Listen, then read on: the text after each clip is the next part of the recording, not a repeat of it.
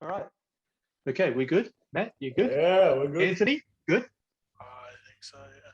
Little soft, move Mike a little closer if possible. I think so. Welcome to Secure the Bag. These My nuts. name is Jackson. Okay, I'm sorry. I just get one in. Hey everyone, welcome to Secure the Bag. My name's Jackson. Best mate Matt. Local homosexual Anthony. 3, Let's do 2, this. 1. Welcome to Secure the Bag. My name is Jackson. I am joined by my regular co-hosts, Matt and Anthony. Disclaimer, Anthony wants me to mention that he is not a homosexual. He is very heterosexual. We just wanted to bring that out. And today we are joined by special guest, one of my other best mates, Luke. Hey guys, thanks boys. Thanks for having me. I saw the first episode and had to jump in. As you can see behind me, Chelsea fan as of the old man, but 1970 FA Cup final over Leeds 1-0. The great Pedro Osgood, the scorer, is behind that. Consider myself all sports guy, but you know, football or soccer, what I call it, these boys call it football more, but I think another thing's football. But yeah, it's kind of it's a good sport. I like it, but I'll see what I can add to these boys. Easy enough. Fantastic. Well, we thought for a nice intro, we would all go through and name a transfer that we think is an absolute robbery, one way or the other. I'll crack off first, and I think that in light of recent events, it has to be Antonio for me. We bought Antonio for 7 million in 2015. 7 million. We purchased our all-time highest ever EPL goal scorer for 7 million. I just want that to sink in. Absolute daylight robbery. Nottingham Forest just completely mugged. All right, Matt. That's fair. So my transfer robbery is actually Benteke to Crystal Palace. That happened in the 2016 season, I think it was 2016, 2017. And that was for 28 million. Since then, he's been at Palace since 2016 and has scored 30 goals over that tenure there. So, yeah, it's not the best performance by Benteke. So, yeah, that would be my robbery transfer. So That was robbed in has reverse. to say, yeah, Robbed in reverse. definitely. Before I give you my shout, have you guys heard of this new Ligma thing? Nah, haven't heard of it. I've Really? heard the DN though.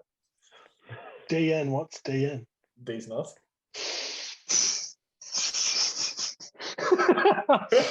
I want you all to know this bit is 30 seconds long. Yeah, we're doing good work. All right. My shout, real quick.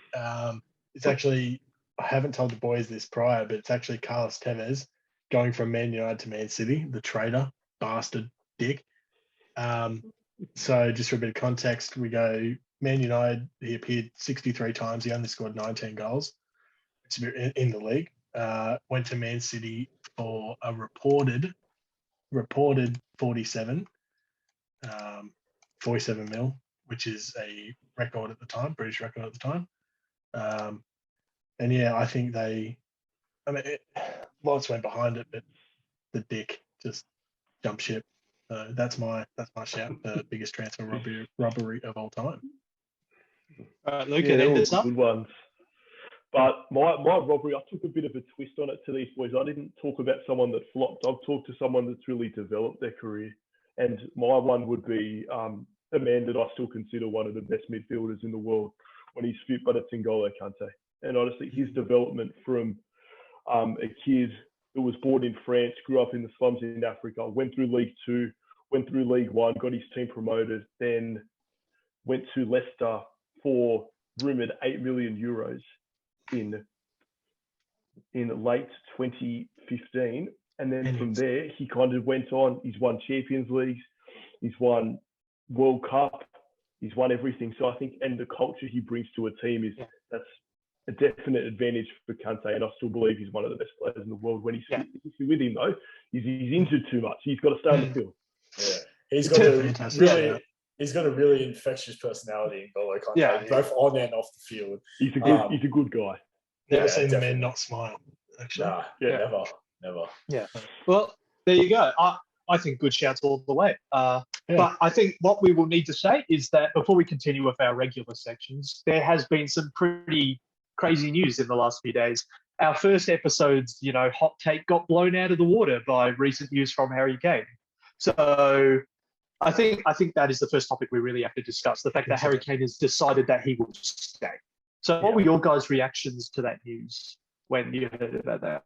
Well, I'll start off. Look, not really surprised. Like I said in the first episode, I think Harry Kane will move from Spurs, and he's going to have to move if he wants to eventually win something or put himself in the upper echelon of strikers. Like, don't get me wrong, he is one of the better strikers in the Premier League, if not the best striker in the Premier League at the moment. But just the fact that Tottenham aren't going to win anything, so if he wants to win something and get his name up even further, he's got to move. And like I said, I don't think it's going to be this transfer window. I'd most likely see him move next year. I don't know where it's going to go to. So yeah, kind of sort of expected him to stay at the Spurs for this particular time. But yeah, it's just a matter of fact of when he's going to move next. But yeah, not really a shock to me. I mean, Spurs could win. I mean, they've won both their first games. I mean, they beat Man City. I mean, they're not going to win, but a better start than the last few years, especially under Mourinho, where they they didn't win their first 8 or something like that. Yeah, I believe something stupid like that.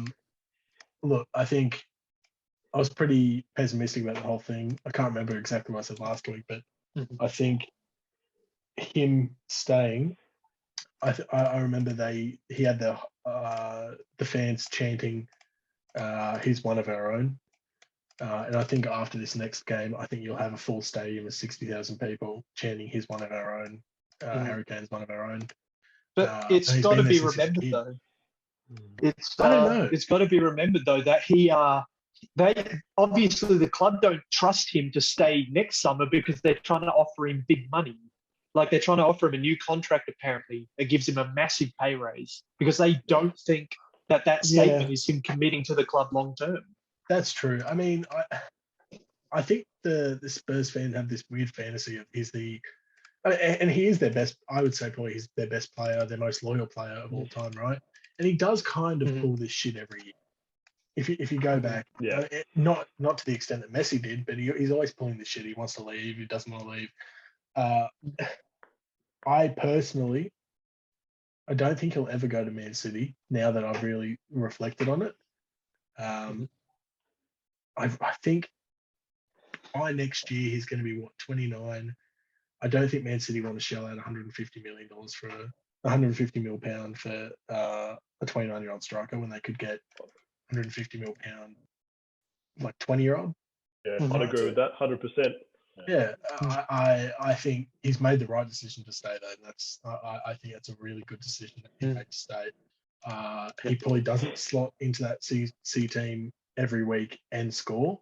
He probably gets in most weeks either as a sub or a starter, but I don't think he scores half the goals he does with Spurs. I mean, he was top scorer last year and assister, I think. Yeah, top assister. And put him in was second on the assist starter. Yeah, he does. He has too good of a partnership with Son.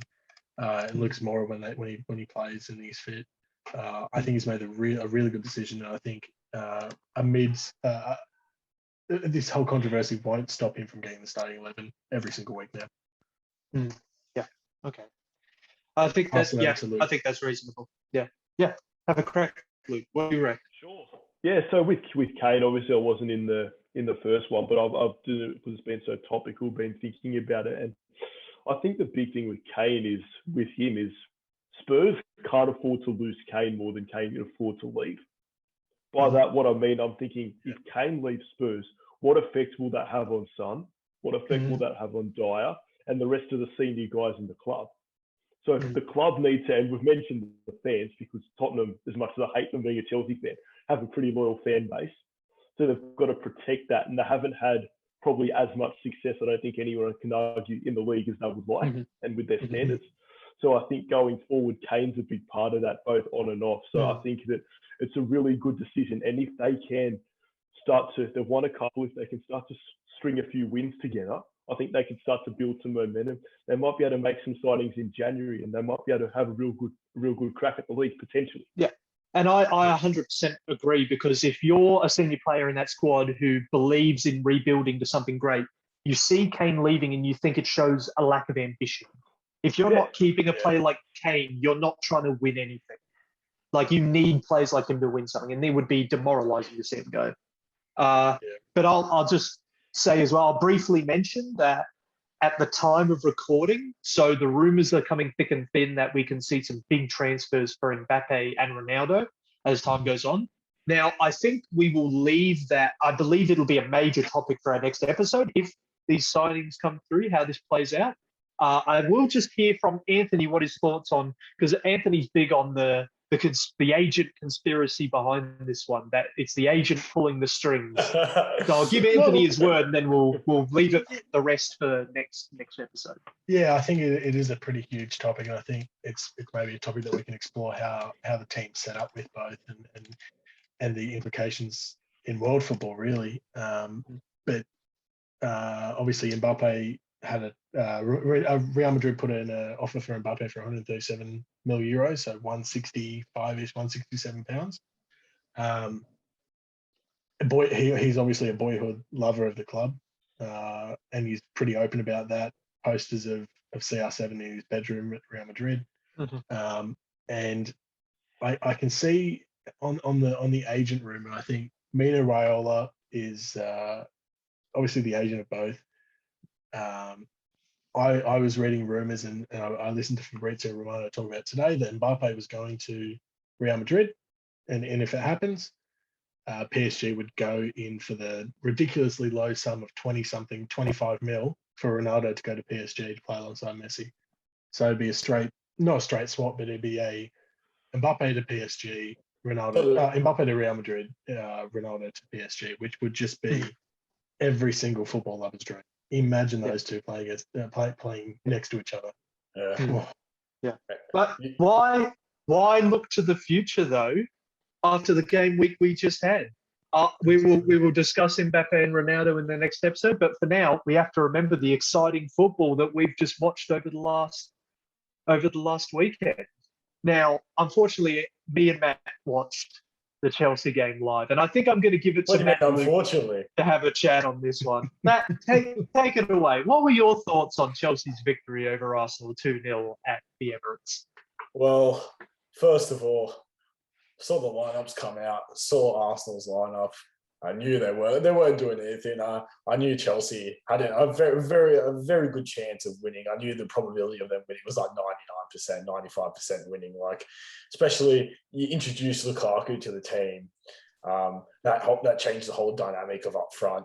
So I think we had Lukaku, Mason Mount, and Kai Havertz starting up front. And those three guys really played well together, creating goal-scoring opportunities for each other and also putting some good shots on goal.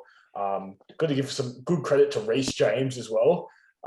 He's really shined in that role that he's got now. He's sort of playing between a right back and a right wing back, and does very well on his attacks and his shot creating opportunities. So I think, with Reece James has to get a bit of credit in that game.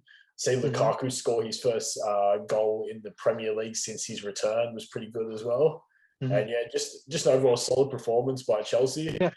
They show the dominance over Arsenal, and that's pretty much it. They showed how they won the Champions League. They showed how strong they were. I don't know if Luke has anything to add. I know, just quickly. I know Matt. It off, yeah. I know, Matt, you had Chelsea conceding a goal in your last prediction. Yeah. But Luke, what do you think of the scoreline? Did you think that Chelsea might get a few more? Do you think Arsenal might have scored? Or I actually thought it'd be an Arsenal win, because I just purely thought that earlier in the year, while these things happen, results can just. But reading up on Arsenal and watching highlights of the game was just they've got a long way to go. And we'll go further into this, but they are not a club. that is going to compete anywhere near. They have so many issues, both on and off field. They've got issues in recruitment. They've got issues with manager. So what I mean, I think that anyone coming up to Arsenal, but I think going back to Chelsea, I think Matt summed it up really well. But I think, mate, as well, that Chelsea, I just think the development with Chelsea, I think of their young players is just really a big thing going forward. And I think that's something that historically Chelsea haven't had going forward. They've always had their core, even going back to the Hazards and people like that a few years ago, and the good midfielders that they've had through the system, but they've never really developed players really through the system. And I think that's the difference with Chelsea.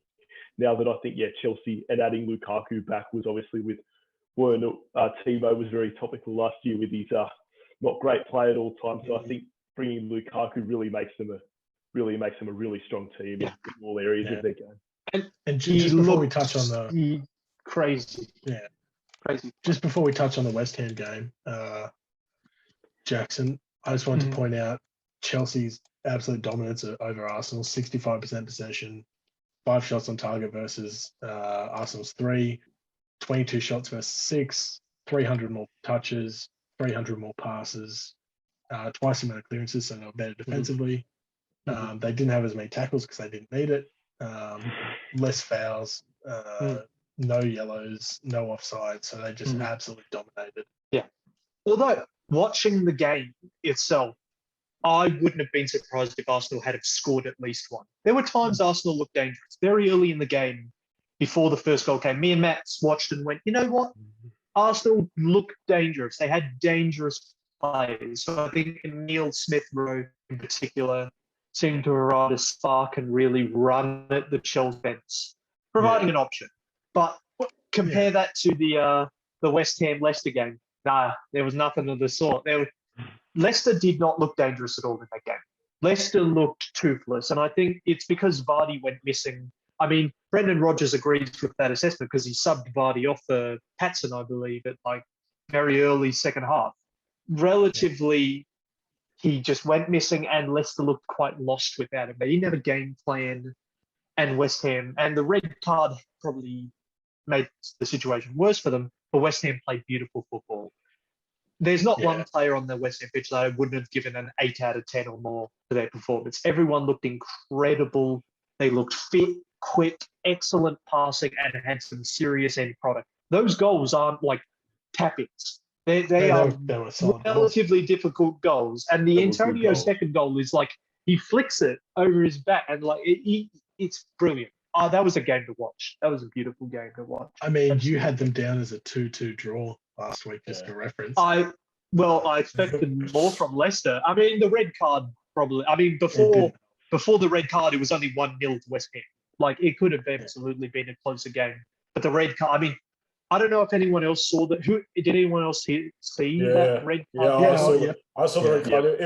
It was definitely a card. I mean, he's come in late, he studs her up, makes contact with the other players. I think it was Perez's foot. So I'm not sure if I would have awarded it a red, especially being only the 40th minute. It definitely helped West Ham. Yeah, it's a reckless tackle. I think it was a red, just the studs up nature. You can't. Yeah, exactly. I don't care if it's the 40th minute or the first. You can't do that. It's dangerous.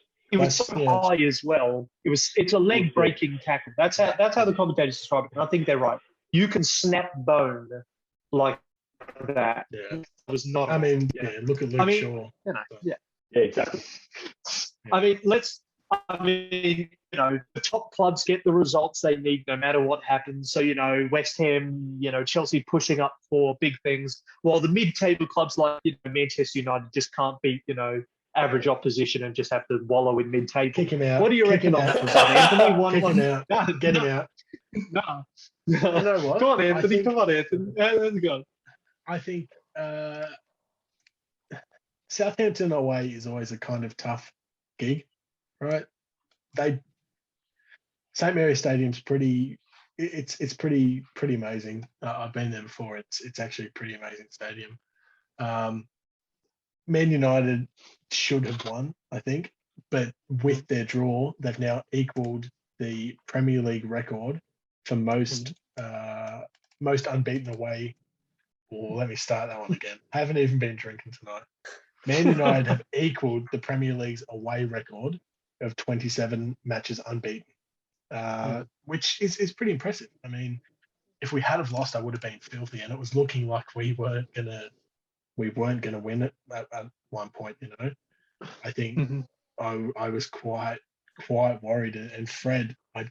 When Armstrong missed that open chance, when Armstrong missed, like he was 1-on-1 with the goalkeeper and he put it wide. When Armstrong did that, that was the moment when you go, "Ooh, if Southampton were half decent, they would win this game." I don't know how. I think this was probably one of the worst lineups I've seen in a long time from Ollie as well. Yeah. That's what I was about to say. I think your midfield choices were poor. It was that game. Absolutely unbelievable. So for stars, Tony Marshall up top. I don't understand that. I don't understand more Nemanja Matic and Fred both being on at the same time. You've got one man that is technically not sound enough to play for Manchester United every week, right? And you got another man who is literally on his deathbed. He's that old. He's slow. He can't move. He's slower than bloody Juan Mata at this point. I don't understand the concept of not having Van der Beek and McTominay in the midfield, or even like a Fred McTominay again. We scored so many goals last week. And then I don't know why you don't start Sancho over. You have Matic on the field, but you won't start Sancho. Alarm bells would be going off for you though after Sancho didn't bring it in another game off the bench. I said it last week that he's not going to make an impact off the bench because he's going to come in late, and that's really not what he's there for. He's there for he's a good creator of chances, right? He can put them away like nobody's business. He's a good creator of chances. So when he's getting forward into those goal scoring opportunities, and you saw a lot of Dortmund with Haaland in the middle, he can cross it over to Haaland and Haaland scored, right? And if we have somebody like, I don't know, anyone else than Martial up top, he's going to put it away. Imagine Greenwood up top. On the end of a Sancho cross. Greenwood can score with his bloody pinky toe. So I don't understand it. And equally, I don't understand Rafa Varane being sat on the bench again. I think Lindelof had a pretty shit game. Maguire didn't have a fantastic game. The team selection was all wrong. And I think Bruno went missing because there wasn't enough supply to him. I know he's meant to supply, but if he doesn't get the ball quick enough and in a position good enough to supply the forwards, nothing's going to happen, right? He's not going to get an assist, not going to get a goal, and we can't keep playing for penalties like we did last year. Nothing makes sense to me. Varane, one of the best ball-playing defenders I've seen in a long time, right? Not on the field. Lindelof doesn't know how to kick a ball with any of his feet, right? I think De Gea did well, kind of, I guess. But yeah, Lingard came on and did fuck all. Nothing. I would have preferred. You got to give him more time. You only had like 10 minutes. You don't do anything with that. Not even. Time. He came on in the 86th minute. Yeah. I could talk about this all day. Ship him back to West Ham. Ship him back to West Ham. I could talk about this all day, but I think hell yeah. With Bruno having a shit week, I think it's a good segue into the fantasy. Unless anybody else has some thoughts on the shit. No, I think we can talk about the fact that a record-breaking captain and vice-captain pairing for fantasy Premier League football, Salah and Fernandes, maybe 5 points between the two of them. I can tell you. Maybe it could have even been, Salah got 3. Yeah, 3 and 1. Yeah, 4 points between them. 4 points. 4 points between them. Now compare that to game week 1 when they got a combined, what, was it 40 or 50 points? Depending on who you captained, it was about 40 odd points if you didn't captain either of them. With a captain on Salah, it was 54. Yeah, 50-point difference, guys. That's what makes and breaks people. And you know what? Blanked. Fernandes was missing. I don't even remember him on the pitch for the game. Maybe he went off for like a water break or something for 90 minutes. I don't know what happened. Chucked an Eric Dyer and went and took a shit mid-game. Great memories, fond memories. And then Salah, which there was a goal by Salah that was disallowed controversially and people might be upset about that one. But otherwise, he was also not as good. He didn't replicate his form from game week 1 against Norwich. Yeah, it was Norwich. But it's Burnley. You should be having more than one goal scoring opportunity. Exactly. You know? I mean, Burnley's been on the brink of relegation for the last couple of years. Like, they haven't improved over the last couple of years either. Mm-hmm. And considering one of the more dominant Liverpool teams in recent years, they should be putting away goals. Salah should be getting more opportunities against them. But Jackson, do you want to go through your points? I mean, honestly, lads, I didn't have a great first week. You know, I grabbed myself 94 points, I believe, for this coming season. I haven't made any changes though. So I'm expecting this team to continue to do me good bits. Check out the last episode for the team that I created from there. Yeah. Matt? Okay, yeah. So I got 72 points this week. Highest point scorer on my team was Mikel Antonio up front with 16. So we should be seeing a picture of my team on screen at the moment, and I have made some changes for my next week's team. So game week 3's team. I basically switched out Chilwell with Tasidimas from Liverpool, and got rid of Joe Gomez out of my squad. So that's all the changes. Sorry for butchering that name. Oh, good.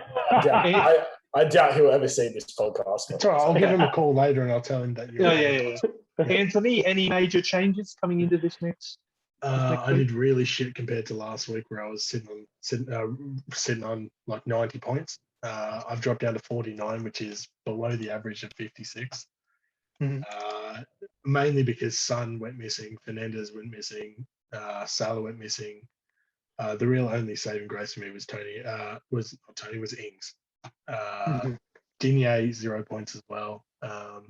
So really not happy. But that being said, changes for me. I think we're going to get rid of Digne for Soufal. Everton look really shaky. Soufal at least might get me something moving forward. I might look at replacing Declan Rice for Souček as well. And Dallas was really disappointing as well. So I might move to a fallback instead of a 3 to put Amate in the back and just pray that Leicester's results get a bit better. Okay, yeah, I think those are fair changes. I always told you that Souček made more sense than Rice as a signing, and it's glad to see you're on board. All right, Luke, just quickly, Luke, do you have any shouts that you think people should be putting in their fantasy team at all? I'm not sure if you play, but any good outside shouts? Oh, I haven't done fantasy prem before. I have got experience with other fantasy sports, but I think outside shouts, it's a good one. But I think you just got to just get teams with really just well-rounded players and opportunities. I mean, you've always got, everyone's got the Salahs and everyone else, the Firminos and the Lukakus. But I think it's always, and I mean, Matt Ryan was a good one when he was at Brighton. It's always that diamond in the rough. Not necessarily the best player at the best team, but they have a lot of opportunities to succeed because with the way it's scored and things like that. So I think the people that are the most creative are sometimes the ones that are rewarded the most. Yeah. So I think that's really good for goalkeepers, especially. So, for example, players like Martinez, Henderson at Sheffield United a few years back, they would be great because of the number of saves they have to make. Yeah, they're always going to play and they get a whole lot of saves. Yeah, they're good choices. All right. Now, we have a big game week coming up. There's some pretty serious stuff. Now, we've got three games in particular of interest to us. West Ham versus Crystal Palace, Wolves versus Manchester United, and Liverpool versus Chelsea. I think it's fair to say that we can all break this one into our teams and sort of work it out from there. I crack it off. Thinking about the West Ham Crystal Palace game, this isn't the Crystal Palace team of Roy Hodgson. This seems more like the This is a team that I'm uncertain with whether it's going to be defensively sound still. I don't know what to really be concerned about. I really feel West Ham are on a really positive. The atmosphere is incredible. I think we're going to walk the park with them. I think it could be 3-0 West Ham. I think Matt, what are you thinking? Yeah, look, I tend to agree with Jackson as well. I reckon it's going to be 3-0 in the West Ham. I think Antonio's going to bag a goal. I reckon Souček's going to bag a goal. I think Ben Rama might get lucky and bag a goal the way he's playing over the last 2 weeks. He's been a good highlight for West Ham. So I reckon, 3-0. Crystal Palace, they don't really look like they've found their form or identity this year in the Premier League, especially with their new manager. So I just got to see what happens with them. But 3-0 West Ham. Mm-hmm. I was thinking about this. I think it's probably going to be. I think it's going to be 2-0 West Ham. Crystal Palace won't score at all. Shit house. West Ham, I don't think is going to have the best game. They got pretty lucky with Leicester only having 10 men. But they'll probably still score. I think Antonio will probably get a brace as well. So 2-0 for me. Luke? Yep. Yeah, I was going to say, 2-0 to the Irons. I mean, put it this way, realistically, I don't think they'll have to get out of third gear. As we know, Palace of Palace. I don't think it'll be a challenge. And as you alluded to earlier, Jackson, mate, you follow West Ham the closest out of all of us, the confidence that they're playing with. And I think it'll be 1 to Antonio, 1 to Souček. Yeah. I think the defence is sound, the midfield sound. I don't see them having too many problems at all getting over the Eagles in this game. Just a quick rapid and fire, I think boys. Just say, Quick rapid fire. No thinking. Do we think Crystal Palace goes down this year? Jackson? Yes. No. Luke? Okay. Matt? No. Yes, I think they do. Fair enough. Next game. Wow. Vote of confidence, lads. I'm saying. What about you, Anthony? No, I don't think they'll go down. Okay. All right. We're split down the middle. Okay, fair enough. All right. Wolves versus Manchester United. Anthony, kick us off. Thoughts on this game? Tough. Wolves at home as well, so United away again.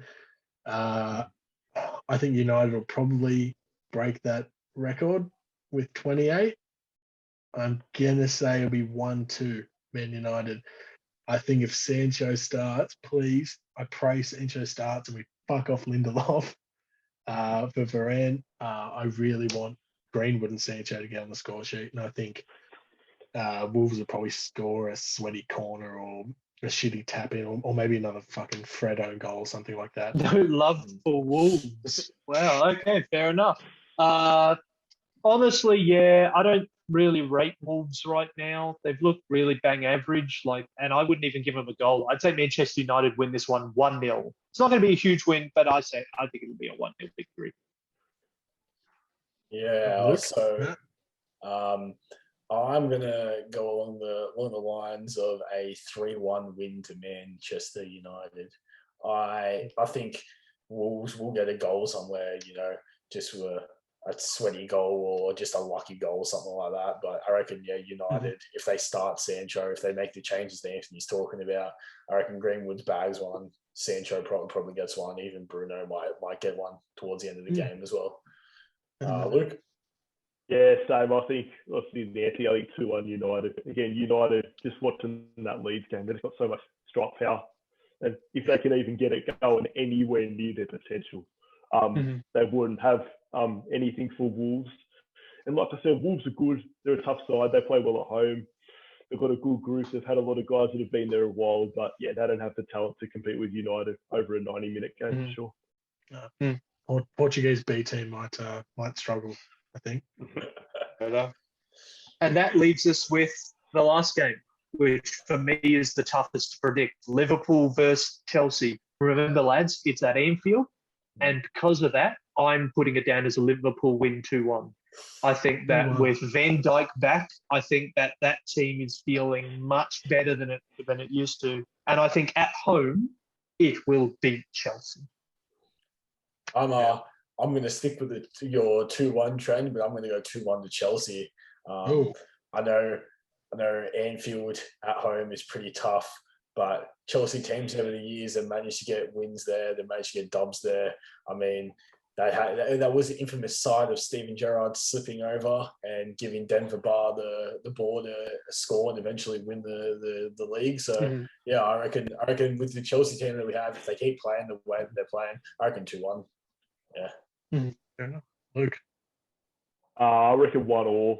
But honestly, this game's a flip of the coin early in the season. Teams still finding their groove. But thinking about Chelsea, defensively sound, haven't conceded a goal yet.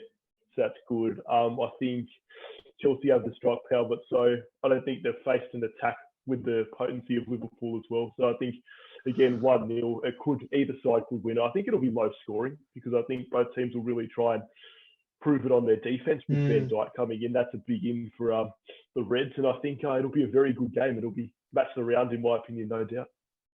All right. Anthony, you don't like either of these teams. It'd be best for them to 0-0, wouldn't it? Manchester United overtake them, wouldn't it? That'd make no sense. I'd love Chelsea to win over Liverpool any day. Yeah. Okay. Any day. All right. I hate Liverpool. I hate Liverpool so much. Not as much as West Ham, but anyway. I actually think it's probably going to. Actually, it's going to come down to a 2-2. As much as I hate to say it, because I still feel a little bit shitty and a little bit foul about this, Lukaku might score 2. I think he's got an aspect of his game I don't think Liverpool are good at combating, which is a shit first touch that goes okay sometimes. But no, I actually think Lukaku might do well this game and get behind those defenders. I think if it's Virgil's first game back, I worry about his match fitness just coming off the injury. And he didn't really get a Euros, so he's not played for a long time. I think, and if his past results are anything to go off, after he had that incredible season, he really dropped off a lot. I don't think we can rate him as highly as we did. I don't think he should have. Like, he was touted for the Ballon d'Or. I think he finished second that year for the Ballon d'Or. He finished second, I think. Yeah, which is second. And look at him now. I mean, he's been injured, but even before he was injured, didn't even look like he'd make the top 10.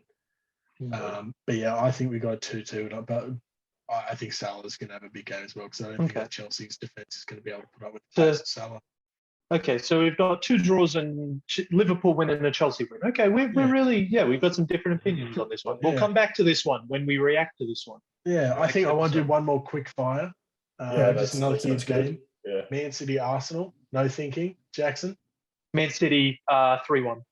Luke? 4-0 City. Matt? 3-0 City. All right, I'm going to go 5-0 City. Wow, real original, guys. Also, I'm just going to bring you back to that West Ham comment, Anthony. You know, I can't believe I called you extremely heterosexual. I think you've let me down there. That's very disappointing.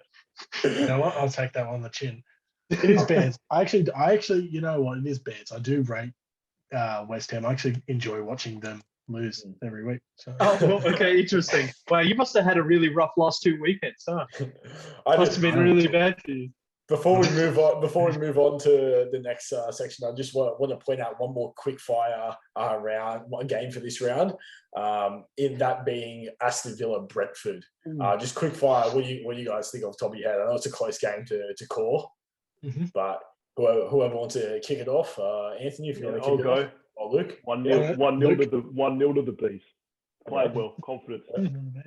Okay. Jackson. 2-0 Aston Villa. Gotta be honest. All right, Matt, give us your shout. I reckon 1-1 draw, to be honest. Ooh. Okay. Not impossible. I'm going to go for a 3-0 Villa with. Actually, no, I tell a lie. 3-1 Villa. Tony gets on the score sheet finally. High scoring game. I don't know. I don't know if either team is quite there. Haven't clicked. The attack hasn't clicked for either team yet, I don't think. I just need some points for Tony for fantasy. All right. And that leads us to one of our big topics for this episode, being the Arsenal managerial position. Now, recently the media reports was that Arteta's got 5 games to turn it around or he's out of a job. And this leads to the interesting question, well, who is being considered to replace him? If they are thinking about firing him, they must have had some ideas. And the betting odds make for some interesting reading. Initially, we had Conte up, we had Brendan Rodgers up, and we had Graham Potter up. And in the last 24 hours, we've seen Conte come out and say he's not really interested in a job like Arsenal, and he's had some big changes of it. I mean, what do you guys make of that? Like, 5 years ago, no way a manager would say that about the Arsenal job. But now it's almost comical for a top manager to consider the Arsenal job. What do we make of that? I'll start off. I think it's not really an attractive place to go to be a manager these days. Like back early 2000s, where the invincible season, Thierry Henry, Fabregas, like that era of Arsenal, that I think that held a big influence with a lot of people, especially kids growing up. Just the form they've been in recently. If I was a manager, just the struggles they're at now. Some of the transfer decisions they've made, I wouldn't want to go there and try and fix that. Like I said, like I mentioned before, £30 million for a subpar goalkeeper is just it's not on. £72 million for Pepe, who hasn't really done much since he's been there. So I wouldn't want to go there if I was a manager, and I don't put it against Conte from saying he doesn't want to go there. But in terms of the other managers that are big to go into the position, I think Brendan Rodgers might get into that role, might be a favourite to go in there. Okay, but what do you make of But I don't know if he'd leave. If I was Brendan Rodgers, I wouldn't leave Leicester right now. Yeah, no. That's what I was going to say. Yeah. What do you want to leave? Exactly. Well, Leicester's consistently finished in the top 6 in the Premier League in the last 4 years, 4 years. So you wouldn't want to leave a club. They're building better. They're building strongly. Won the FA Cup. They're building. The only thing with Leicester is nowadays is most of their team play relies on Jamie Vardy. Like we saw in last week's match, most of their play relies around Jamie Vardy, him creating, him scoring, him getting the rest of his players influenced on the pitch. Like if Vardy's not there, you see what happened against West Ham. They just crumbled because they don't have that one person to step up and say that they're going to be the leader. Vardy's out. You've got injuries. Vestergaard, Fofana's out as well. Like once they're at their full potential and they're starting to rebuild, I think they'll be all right. Brendan Rodgers, I don't think will think about leaving. But like when you got Vardy there and he's not in the game, he's not making the impact, and it looks pretty bad for Leicester. Yeah. I mean, I wonder that. I wonder that but even in those issues, I think that the tools are there to sort of get them back in shape. Patson Daka makes for a good replacement for Vardy in the long term. Yeah, they've gone and made some more astute signings. I don't see any.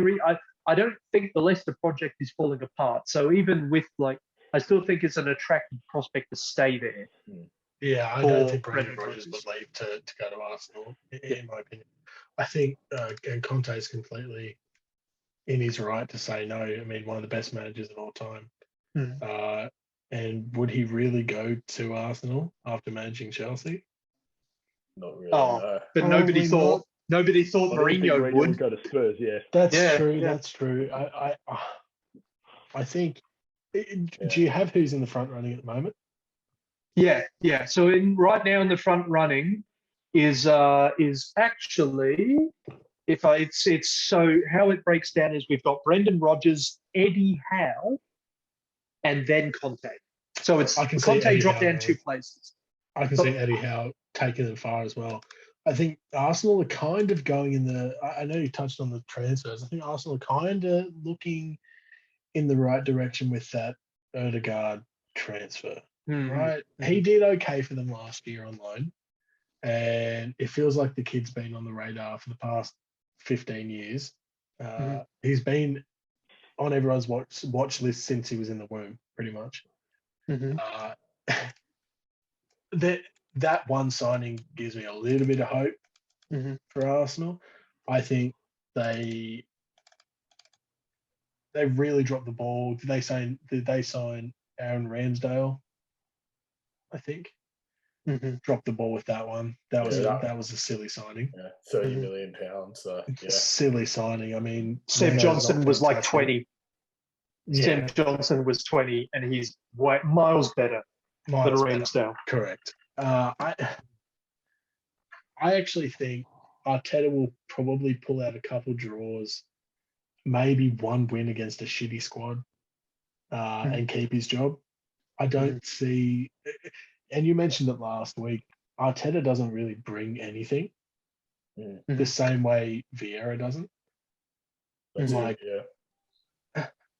If anyone's going there, it would probably be an Eddie Howe, who I actually do rate Eddie Howe, and I think he probably would turn it around. Yeah. Well, can Sam Allardyce go? Let me. I don't think. No, I don't think that's good. I personally don't, sir. I think he's not it. If you're going to go for not one of the top pedigree of managers, you're going to go for someone who's exciting, and I don't think that's Sam Allardyce. But there are two managers that come to mind who fit that, and I'll put this to Luke. So there's two managers of that sort of kind. Not really in the top pedigree, but they're exciting British managers. You've got Eddie Howe, who showed he was bright and clever in his management at Bournemouth. Defensively shady, or Graham Potter at Brighton. These are two names being thrown around the Arsenal job, who are these sort of younger, exciting British managers that they remember their attacking football. If you had to pick between one of them, Luke, which one do you think would more fit a club like Arsenal? Oh, that's easy for me, Eddie Howe. I mean, I'm big on Eddie Howe. I think he started managing at about 36. He was younger than some of the players, but I think he brought a team up from the Championship. And I always liked Bournemouth because they were a fun team to watch. They had Callum Wilson, they had Josh King, their midfield, Gosling. They had players that were exciting. And the thing about Howe is he constantly, he was with Bournemouth for a while. And, when you're with, things start to wear out a bit over time. But he's a really good manager. And I remember when Wenger was still at Arsenal and, for all the 50 times that they think he'd go and whatever. But I think the big thing is that Eddie Howe's been on the radar of Arsenal for actually a while. They've actually talked to him in the past. So I think there's people, on the board and senior managers of the club that actually rate him. So that's why I think Eddie Howe will go to Arsenal, and it'll be a good challenge for him because he's never managed a club that's that big, and there will be pressure. Yes, they haven't performed, but it's a proud club. It's got proud fans, and there will be a lot of pressure. So I want to see him do well, and I think he's the right man for the job. But yeah, Eddie Howe for me. Okay, all right. I think you and mentioned I'll just Graham Potter. that at the other thing. Yeah. Sorry, I just wanted to touch. You mentioned Graham Potter. There's still that Tottenham gig up for grabs. Well, so Graham Potter to Tottenham. I don't know. I think Nuno's going to be there for a while. I think Nuno will do a good job. I think Nuno will do a good job. I viewed Nuno as kind of like a one-season wonder, and I think they were maybe waiting for Graham Potter to see where he did with Brighton. But that was my opinion at the start of the season. Seeing those first two results, maybe it is a little different, but I think that Tottenham grab's still. I think that's shaky. It's a little cruel because he took a Wolves side to back-to-back seventh place finishes. It was like it wasn't just once, and they looked better in that second season. They could have finished anywhere from 4th to 7th that season. That's true. They were very good, but they just didn't. Their end results weren't as good. That was where they slipped, and that happens to teams. But I think he's going to lock up that Tottenham job for the next 2 years. Maybe he might get sacked after that. But I think the next 2 years, that job is taken and it's his. I mean, that is an interesting question. If Eddie Howe gets ahead of Graham Potter for the Arsenal job, what step up is available for Graham Potter? Somewhere like Everton, if Rafa doesn't work out? Yeah. I was thinking, mid-table, the Everton or the Aston Villa or that kind of team. Yeah. Or Manchester United. These managers didn't go anywhere, but those kind of teams.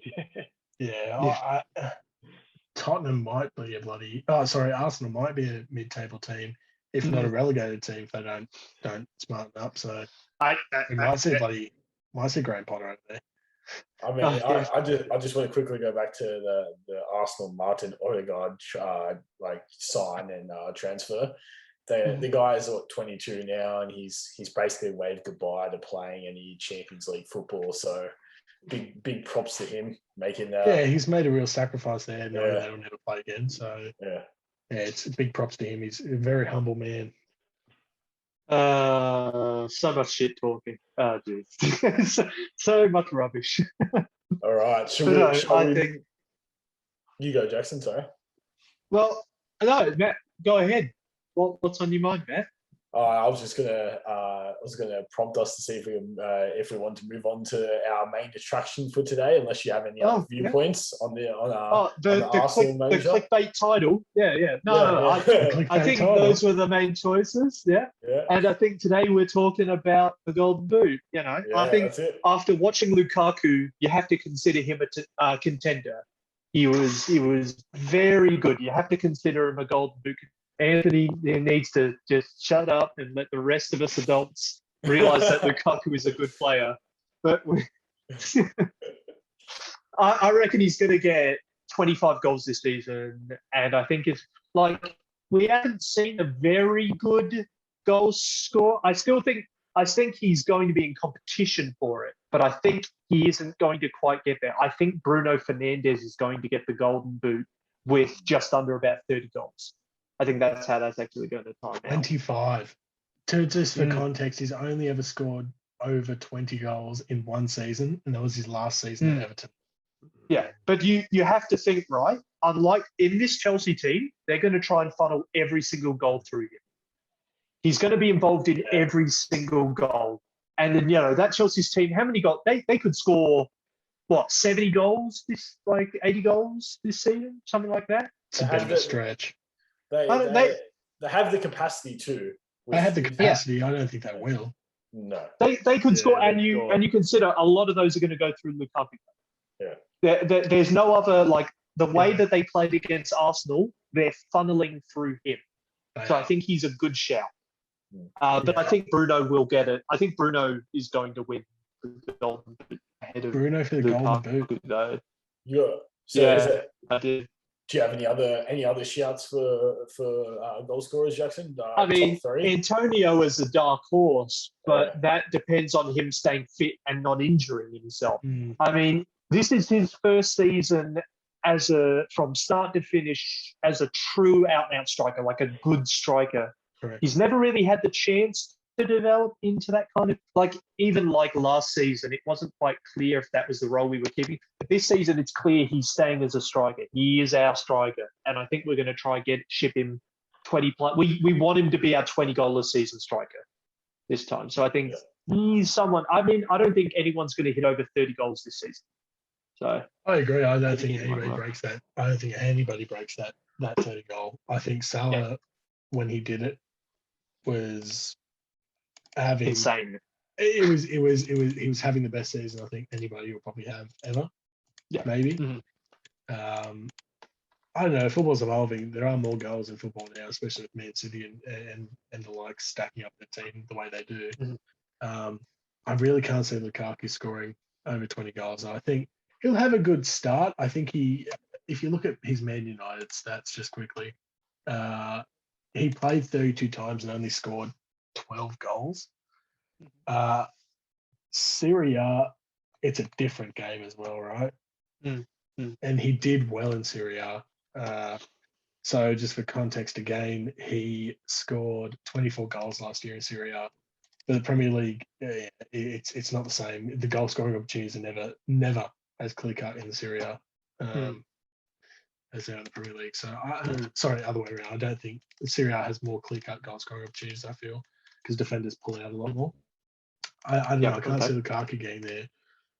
For me, I went top goal scorer Kane. I think he's still just such class, and I think if he'll put this whole thing behind him, like we mentioned earlier.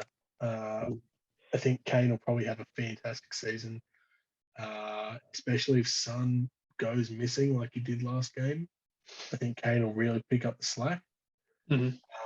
Bruno, obviously, probably my second probably coming second behind Kane.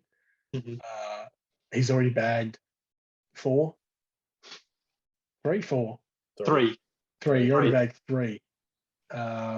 That's a pretty good head start after 2 games. Mhm. You know? I mean, But Antonio's on 3. Yeah, Antonio's on 3. But We got a race on like our for hands. like for like, Antonio probably isn't going to play as much as Bruno just because I think Antonio will probably get injured. Right? Yeah. I get. He's now in a more advanced Yeah. role, in that proper out and out striker role. I think he's going to get more involved in the game, and he's getting injured when he wasn't involved in the game for 90 minutes. So weighing up, I know we don't like to see injuries, and it's horrible. We don't wish them on anybody except for Antonio, but I think I had to get a little. Not appreciated. Not appreciated. I think you jinxed it. You jinxed it. That's what he's going to get a hamstring injury like 12 minutes into the Crystal Palace game now. You got what you had. Maybe. That being said, I have Ings. I think Ings plays every single minute for them if he's fit. And I don't think you won't see Ings getting like hat tricks the same way Bruno does and hat tricks like Salah does. I think Ings will probably get like the goal a game, goal every 2 games, which puts him at like nearly 20 goals if he scores every second game. If he scores a brace, then all of a sudden you're looking at like over 20. That's a good season for him, though. That would be an incredible season, considering he spent years on a bench. Correct. And in the treatment room, he's But I think if Ings even scores once every 2 games, right? Which isn't unreasonable with that Aston Villa team. It's not unreasonable to think their striking score once in 2 games. Yeah. That's still 16 goals. So with the, you got to think he's going to be taken out with some fitness injuries. He's still probably going to score 16, 17, which might be enough for third. But Luke, what do we think? Top goal scorers? Yeah, just to take on that point with Danny Ings. I love Danny Ings as a player. He's one of my favourites. I loved him at Liverpool with his different roles he had. But with Ings, I don't think he gets 20 goals. I think he's more around the 14, 15 mark, and that's just due to the injuries. And he's also getting on age-wise. But due to top goal scoring, I think Anthony, again, I agree, Harry Kane. I believe he's the best finisher in the Prem. Close hand outside the box. He's also on penalties and things like that. And he has missed a few, but he's a class player, and he'll definitely turn all this around. He's got the talent. And second, I still like Salah. I think Liverpool, their midfield and their attack will create lots of opportunities for him on that left foot with his pace down the wing and stuff like that. And third, I've got either Lukaku or I think JB Vardy as well.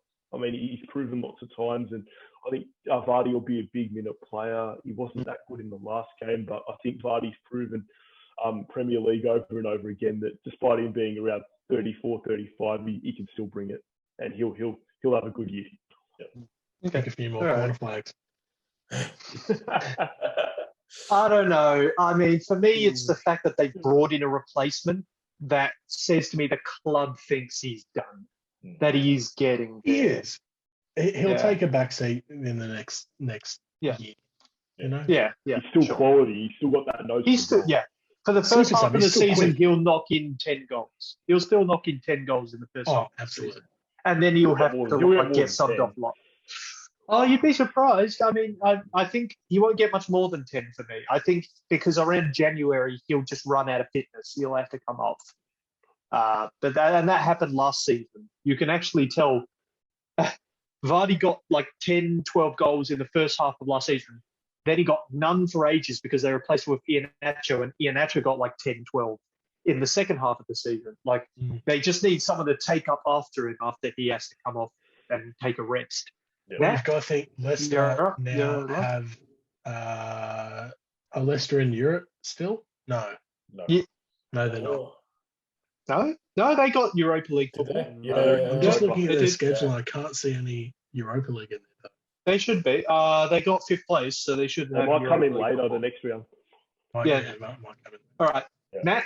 All right, wrap us up. I'll wrap us up with my prediction and then give some final comments. So I think Kane, just like Luke and Anthony, is going to be a top goal scorer this year. I mean, yeah, they've explained everything that I was going to say about Kane being the top goal scorer, so I can't really have much to add. I think Lukaku definitely will be up there. I'm going to take a different approach rather than saying the third person who I think might be up there. I'm going to give 2 dark horses that I think will put in a good performance pending injuries, and that is 1 being Antonio and 2 being Dominic Calvert-Lewin. So I reckon, yeah, pending injuries, Dominic Calvert-Lewin, he's up and coming. He's still young, and yeah, I reckon he has the capacity to score each and every week. Whether he does or he doesn't, that's what we'll find out by this season's end. Yeah, exactly. No, nice shouts. I like it. They're all good. So, quick fire. I think DCL is a big one. Just on that quickly, I think he's a big part of the Everton attack. So I think he's going to be involved in a lot of what they do. Yeah. So he's going to be on the ball. He'll get a lot of opportunities. Same thing. They'll funnel it through him. He's their main goal scorer. They're going to put goals through him. Absolutely. Yeah. But to wrap up on Lukaku, I'm going to give quick fire, and I want you to say how many goals you think Lukaku's going to get this season. Matt. Quick fire, I reckon he's going to get around maybe 23. Okay, Luke. 18. Anthony. 16. I'm going to say 23. 23. I'm going to give him 23. I think this is a big season for him. He's got a point to prove. I think that's the size of his penis or the goals he's going to score? Both. All right, lads. All right. Thank you for everyone for joining us. We'll wrap up on that. We hope you enjoyed this, and we'll see you next time. All right. Yeah. Cheers. Thanks, everyone. Make sure you guys, hit the like button, hit the subscribe button, and share this out to your friends and family, anyone who's interested, so we can just spread the word about the Secure the Bag podcast. Yeah. Shameless plug. Thanks, everyone. Stay tuned for next week, guys. Shameless. That's it.